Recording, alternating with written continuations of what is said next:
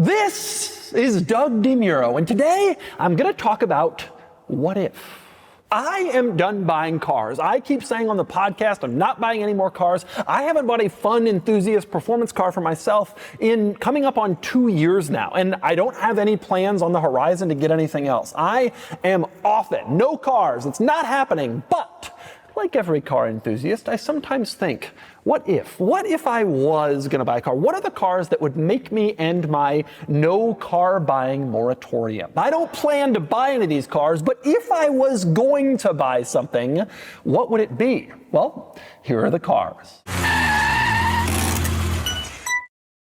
Before we get started, are you ready for your next cool car? Sell your enthusiast car on Cars and Bids. Trading in your car to dealers means you aren't getting the market value for your car, leaving you with less cash for your next fun car. Just look at our recent sales of these cool cars compared to their trade-in value. This is a trade-in offer, and this was the Cars and Bids result. This is a trade-in offer, and this was the Cars and Bids result. This was a trade-in offer, and this was the Cars and Bids result. Get started now and sell your car at carsandbids.com. Okay, so the cars I would buy if I wanted to buy a car. I actually get asked this question a lot because a lot of people watch the pod and they hear me swear off buying cars again. And they say, all right, well, if you were going to get something, what would it be? And I thought about this a lot. We actually got the question on the pod the other day and I was kind of on the spot and I didn't give a great answer. And so I thought about it more and I decided, all right, what are the cars that I really, really am interested in? Still not buying, but I used to have this long list of cars that I wanted. And over the years, as I've had different experiences in cars, it's gotten whittled down because I know, I had one something like that. I know I'm not going to really enjoy one of those. I'm not interested in that car anymore. You know, my tastes have moved on, but there are still a few. And so these are the 6 cars that I would buy if I was buying. I'm going to do these alphabetically, and I begin with the Audi A2. Yes, that's right, the Audi A2. Europeans are rolling their eyes. Americans think I've made a mistake. The Audi A2 was a hatchback. We would call it in the States a hatchback. In Europe, they call it sort of a mini MPV. Basically, what it was like a small, almost like a van that Audi made in the late 90s, early 2000s that was weird. And it looked weird, and it was all aluminum, and that made it even more weird.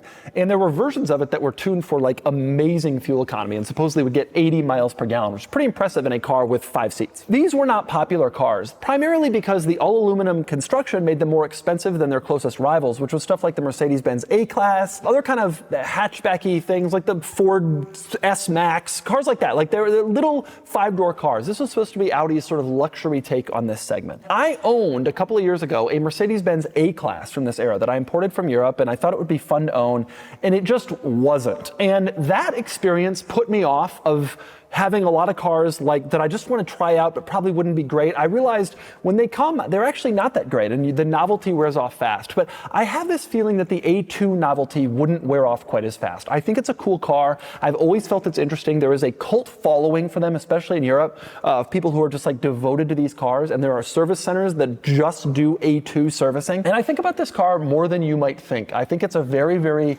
unique and interesting vehicle. Audi has never reused the A2 name. It will always sort of be this weird vehicle, and I love it. Now, when I bought my A-Class, a lot of people ask me, why didn't you buy an A2 instead? I've always preferred the A2. The reason is the A2 wasn't legal yet in the US.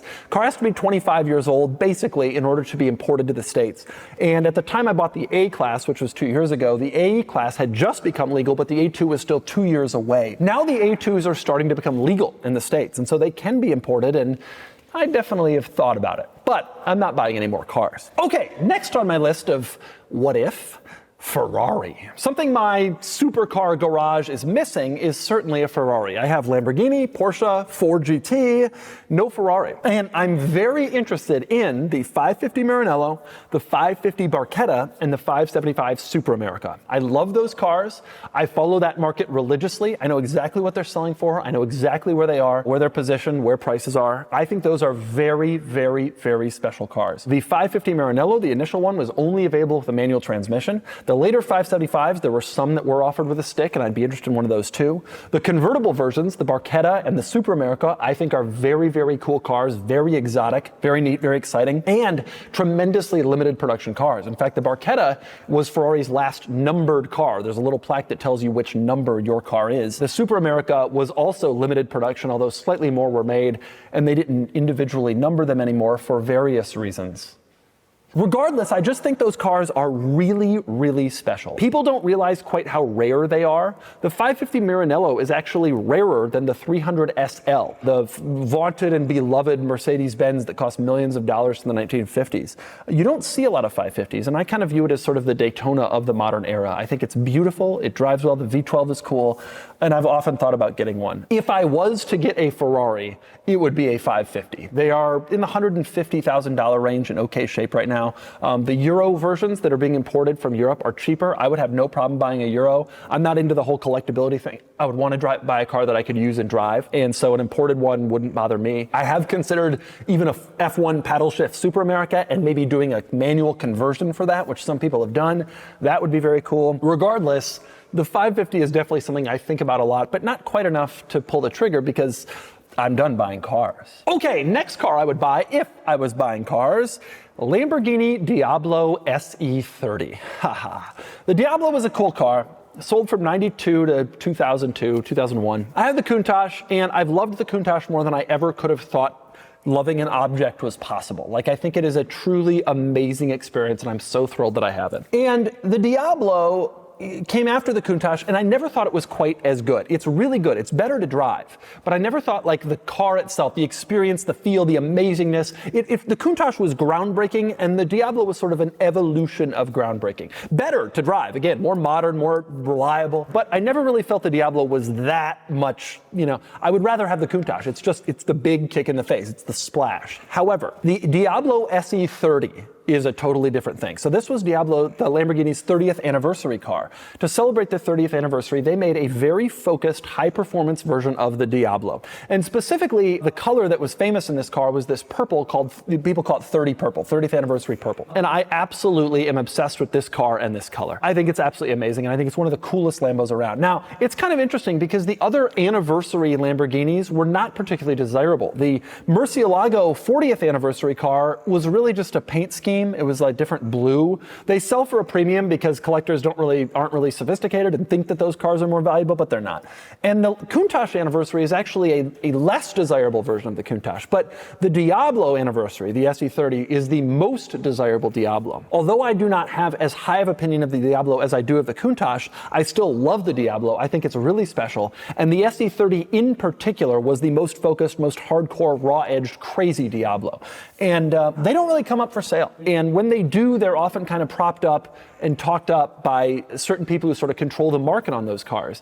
I'd love to see one of those cars come up on the open market in 30 purple, and we could see what it's actually worth. And I'll tell you, if it's worth what I think it's worth, I actually might consider being a buyer on a car like that. I think they're very, very special. I think they're incredibly cool. And I've been so much more astonished at how much I've enjoyed Lamborghini ownership than I expected, that I would consider a Diablo SE30 is a very, very, very special and desirable car. It's certainly the best version of that car. I would be very interested in having one, but I'm not buying any more cars. However, if I was, the next car that I would consider buying, this one is probably the most likely for me to buy. The Mercedes-Benz C43 AMG wagon from the late 90s or the C55 AMG wagon from the mid-2000s. I've always loved Mercedes AMG cars. I've had quite a few of them over the years. I've also always loved station wagons. I've had quite a few wagons over the years. In fact, right now I have a Mercedes wagon. One car that was never sold in the States at any period ever was a C-Class AMG wagon. In fact, we only ever got one wagon version of the C-Class, which was sold in like 2004 to 2006. Very uncommon, with 302 to 06. Very uncommon, and even then they only gave us sort of base model type engines. I have always wanted a AMG C-Class, and when you go to Europe and you see those cars there, as a fan of hot wagons, they eventually gave us the E-Class AMG wagon, and I've had several of those, but it's bigger. And when you go to Europe and you see the C-Class AMG wagon, and it's littler, and it's more tossable, and it's more fun, you just think, I want that.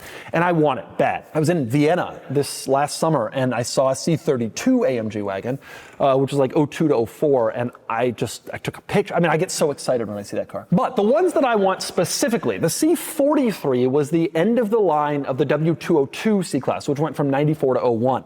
Initially, the AMG version of that car was the C36, which used a 6-cylinder engine with more power, but eventually they put in a naturally aspirated V8, the C43. And a 5.4-liter naturally aspirated V8 bolts right up, and that's probably what I would do. Import a C43, find a 55 donor motor, put it in, and have a very, very cool car.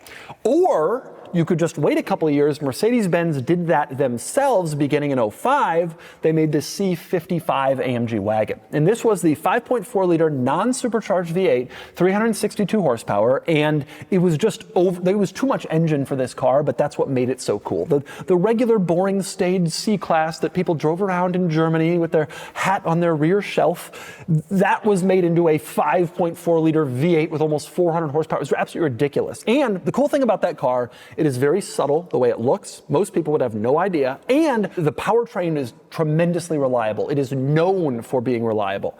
And I really, really, really want one of those. Now, that car is not legal to import yet. I've said on the podcast before that when it becomes legal, I will import one of those. I do think that's the kind of car that I would break my no more cars pledge for. But I still have like 4 more years to wait before a C55 becomes legal. And in the meantime, if the right C43 came up, especially on Cars and Bids, I think I would probably consider going down that road. Either way, they're both very special cars to a Mercedes enthusiast, an AMG enthusiast, and a wagon enthusiast like me. The forbidden fruit I've always wanted. But I'm not buying any more cars. However, if I was, still 2 more cars on my list of cars I would get. One is 993 Porsche 911 Turbo. I've always said I am not a Porsche guy, and that's true. None of the other cars on this list are Porsches. I've only ever had 2 Porsches in my life. I'm not really that into Porsches, but there are a few because Porsche makes great cars that I really want. And one is the 993 Turbo. So this was the turbo version of the 911, was sold from like 96 to 98. This was the last of the air-cooled cars, which the Porsche people make a really big deal out of. Personally, I like it because it's the last car that really felt little and analog while still offering the kind of power that a modern car would have to feel fast. In other words, you have the old school little throw it around Porsche feel where you're just totally connected to the car, but you have modern performance. And that is a very special combination. Not that many cars offer an analog driving feel and modern performance. Typically, if you want an analog feel, you have to go back so far to an older car that it's slow. If you want modern performance, you're also talking about plug-in hybrids or automatic transmissions or all this stuff. Combining the two is hard. Carrera GT does it. 993 Turbo does it as well. And I've always wanted a 993 Turbo. Never pulled the trigger. I've watched prices just kind of sail out of reach. And I wish that I had over the years, obviously. And these days, I still look at them longingly. I've probably wanted one of these cars for 15 years. And maybe someday I should just do it. But I'm not buying any more cars. However, if I was, the last car on my list, the Toyota Supra Turbo, the Mark IV Toyota Supra Turbo. I love the Mark IV Supra. It's kind of an embarrassing opinion, actually, because the Mark IV Supra has started to become the car of choice for people who don't know much about cars, but just sort of want to flex. Like, oh, this was the car in Fast and the Furious. And it's just like rich guys who just like want a cool collection to show off have been buying these cars and showing them off. And in a lot of cases, I find they're not really enthusiasts. I've met a lot of guys who have these cars, and they sit in big collections just to be bragged about. I actually like the car from the perspective of, I think it's really cool. I think it was part of my childhood. I want to drive one and use one. And I've talked about the Mark IV a lot on the pod, on previous videos, that I really, really like that car. And I want one. I really want one. And I've noticed that prices have come down from their crazy peak a couple of years ago, but they're still expensive cars and they're still Toyotas. Yeah, I just have never bothered to pull the trigger on one, but I sit there and I watch, and every time one of them sells in the auction sites or one of them pops up on YouTube being reviewed, I always kind of longingly look at it and think, oh, I want a Mark IV. But I never have done it because I'm not buying any more cars. So there's my list of cars that I would buy, could buy, maybe, if I was buying more cars. You know, I thought about this list a lot before I made this video. This is like an exhaustive list. I used to, like I said, I used to have a long list, E30 BMW M3 and the Lamborghini LM002 and all sorts of other vehicles. And I don't want those cars anymore. LMO02 is such a truck, and I already have the motor in my Countach, and E30 M3, I feel like it'll be slow in comparison to some of the other cars on this list, like a 993 Turbo I'd much rather have. I've really kind of distilled this down to like the cars I really, really want, and I'm sure there will be a time in my life when this list grows again, and maybe I sell some stuff and buy some other stuff, and really kind of get back into buying more cars. But right now, I'm not interested for a lot of reasons. There's a headache to buying cars. You got to do a lot of work. You got to do titling. You got to do registration.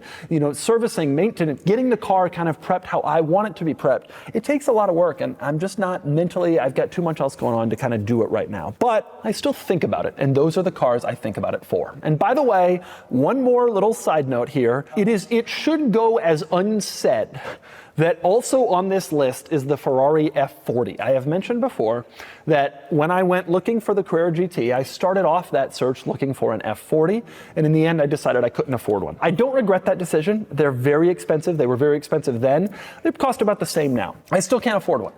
If I ever got into a position where I could afford one, I would skip all the cars that I just mentioned on this list, and I would buy an F40. I don't see that happening. I have decided that it's more important for my family's financial security to be secure than to go and do crazy stuff like get an F40. I would love one. It would be amazing. I think sometimes like I could just have it for a couple of years and then get rid of it and it would be okay and I would have that memory forever, but I don't necessarily want to box myself into that, and financially I just simply cannot take that leap. I could sell this car and get one, but I think that kind of, you're robbing Peter to pay Paul. Like I would drive the F40 and think this is great, but I really want a Carrera GT, and the dream would be to have both, and I can't. It's just not possible. So if F40 was ever a possibility, that would happen.